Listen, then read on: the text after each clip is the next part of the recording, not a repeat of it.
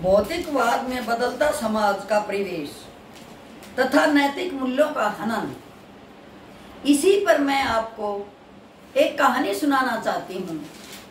कृपया करके लाइक और सब्सक्राइब अवश्य कीजिए। इंसान एक ऐसा प्राणी है जिसके विचार बहुत कम समय में बदलते रहते हैं। न जाने वह क्या क्या सोच बैठता है, उसके बारे में अंदाज लगाना बहुत मुश्किल है। आज हम कुछ सोच रहे हैं, थोड़ी देर में कुछ सोचेंगे और उसके अगले समय कुछ सोचेंगे। ये इंसान का कुछ पता नहीं है। प्रत्येक व्यक्ति की सोच का दायरा उसके स्वभाव के अनुसार होता है। बहुत से व्यक्ति अपने स्वभाव से इतने अच्छे होते हैं कि हमेशा ही दूसरों की सहायता के लिए तत्पर होते हैं। आज से ठीक 50 साल पहले जो हमारा सामाजिक ताना बाना था, आपसी सहयोग की भावना देखने को मिलती थी, आज इस भौतिकवाद के दौर में सब कुछ गौण होता दिखाई दे रहा है, सब कुछ समाप्त होता दिखाई दे रहा है। पहले हमारे पास संसाधनों की बहुत कमी होती थी, आर्थिक हालात भी अच्छे नहीं थे, परंतु फिर भी हम एक दूसरे का जी जान से भरपूर मदद करते थे। हमारी भावना इतनी अच्छी होती थी कि हम दूसरों के दुख दर्द में हमेशा ही अपना दुख दर्द सोचते थे और उसका सहयोग करते थे। जब हमारे घर कोई मेहमान आता था तो हम सोचते थे कि इसको कहाँ बिठाया जाए और इसकी कितनी इज्जत की जाए, इसको क्या क्या खिलाया पिलाया जाए। इसी तरह से बचपन के दो दोस्त हरेंद्र और नरेंद्र साथ पढ़े और साथ ही दोनों ने पढ़ाई पूरी की। अब जो हरेंद्र था उसकी जॉब इतनी अच्छी लग गई और वो गांव छोड़कर शहर में निकल गया, लेकिन नरेंद्र जो था वो गांव में ही था। जब हरेंद्र नरेंद्र के घर आता तो उसकी माँ कभी भी उसे खाना खाए बगैर नहीं जाने देती थी। दोस्त भी बहुत आगे पीछे घूमता। जब भी वो शहर से आता तो नरेंद्र ये सोचता कि पता नहीं इसको गांव का मक्खन, दही, दूध क्या क्या खिलाया जाए। ऐसे करते करते बहुत समय बीत गया। दोनों की शादी हो गई और दोनों के बच्चे भी बड़े हो गए। अब हरेंद्र की इतनी अच्छी नौकरी थी कि उसने शहर में एक बहुत बड़ा विला बना लिया था। उसकी पत्नी भी डॉक्टर थी और बच्चे भी बहुत उच्च शिक्षा प्राप्त कर रहे थे। लेकिन नरेंद्र की नौकरी इतनी अच्छी नहीं थी, न ही वो शहर में निकल पाया और न ही इतना पैसा कमा पाया।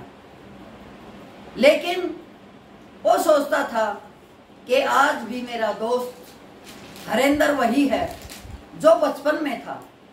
यदि उन्हें थोड़ी सी चीज मिलती तो दोनों ही मिल बांट कर खाते थे, एक दूसरे के घर जाते थे तो अपना ही घर समझते थे और एक दूसरे की मदद करते थे। अपना घर समझ के खाना बनवाते मनपसंद का और वही खाते थे। जहाँ मन करता वहीं बैठते, वहीं उठते और वहीं बातें करते। लेकिन नरेंद्र तो वहाँ का वहाँ था, हरेंद्र बदल चुका था, क्योंकि पैसे ने उसकी आंखें चुंदिया दी थी। पैसा एक ऐसी चीज है जो न यारी न दोस्ती, किसी का कोई मान नहीं रखता। पैसा तो पैसे का ही मान रखता है।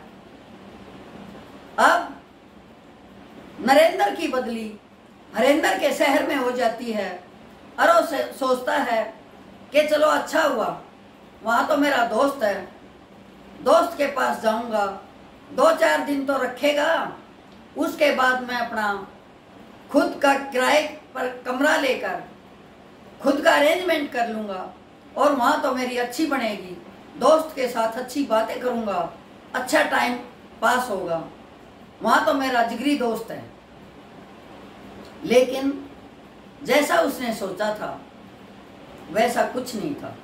उसे तो पता ही नहीं चला कि हरेंद्र पैसे के गुरूर में कब बदल गया और कब उसकी भावनाएं उसके लिए कम हो गई। अब क्या होता है, शाम का समय होता है, पहले वो ज्वाइनिंग देता है, उसके बाद अपने दोस्त के घर जाता है।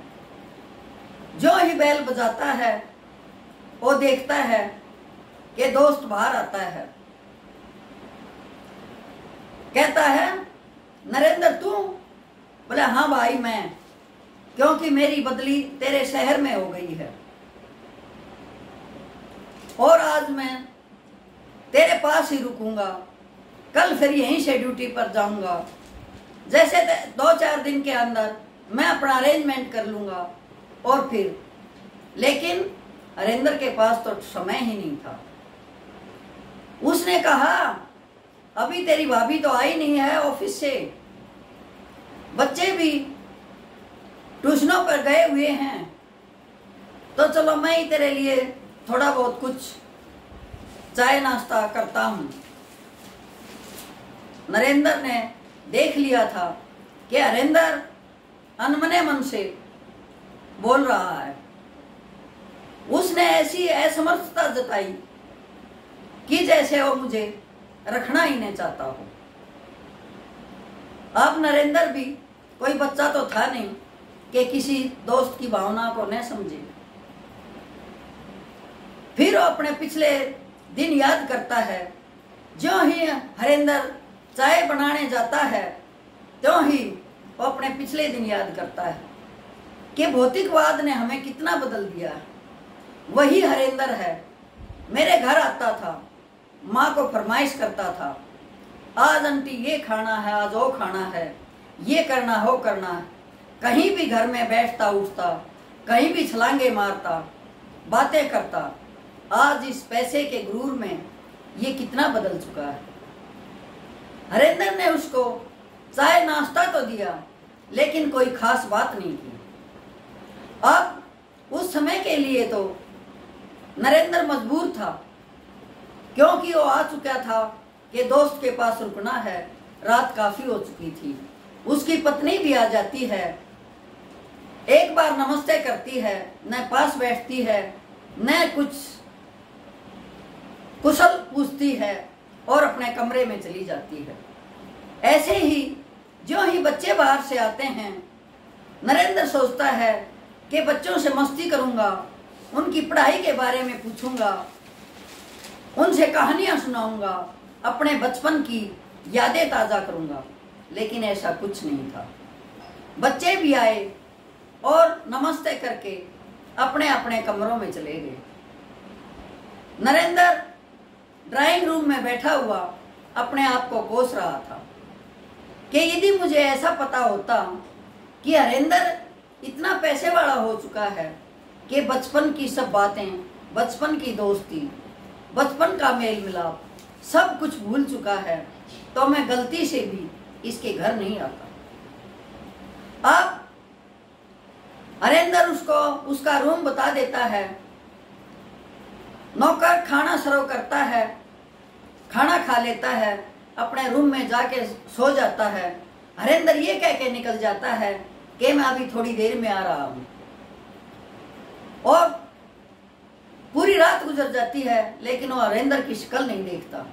सुबह उठता है तो हरेंद्र कहता है कि भाई तेरी भाभी को तो जल्दी जाना था, वो तो निकल गई है और मुझे भी काम है, नौकर को बोल दिया है वो तेरा खाना लगा देगा, खाना खा के आप देख लेना, बच्चों को भी अपने कॉलेज जाना है।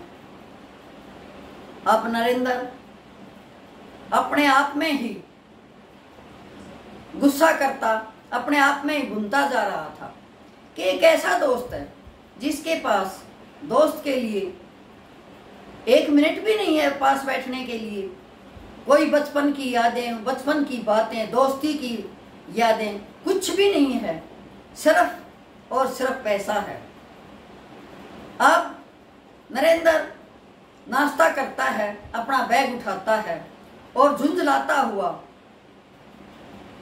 उसके घर से निकल जाता है। सोचता है कि ये भौतिकवाद ने इंसान की परख खत्म कर दी है।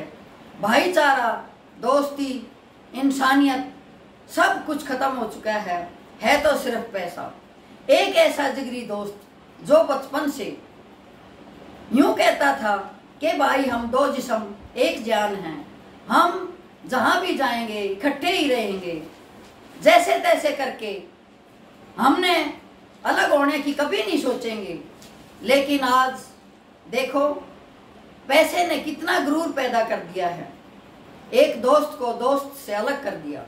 इसने न घर वालों की पूछी, न बीवी बच्चों की पूछी, न माता पिता की पूछी, सिर्फ अपने पैसे के गुरूर में पैसे की ही बातें करता रहा। इतनी कोठियां ले ली, इतने बंगले ले लिए, इतनी प्रॉपर्टी खरीद ली, इतना पैसा भाभी तेरी लाती है, इतना मैं कमाता हूँ, सिवाय पैसे के हरेंद्र की जुबान पे और कोई बात ही नहीं थी। बात थी तो सिर्फ पैसे की। नरेंद्र झुंझलाता हुआ, पैर पटकता हुआ वापिस आ जाता है और कहता है कि समय बदलते देर नहीं लगती, दोस्त बदलते देर नहीं लगती, आज कोई किसी का नहीं है तो सिर्फ पैसा है। बाबू बड़ा न भैया, सबसे बड़ा रुपया, रुपया है तो सब कुछ है, यदि ये नहीं है तो कुछ नहीं है। धन्यवाद।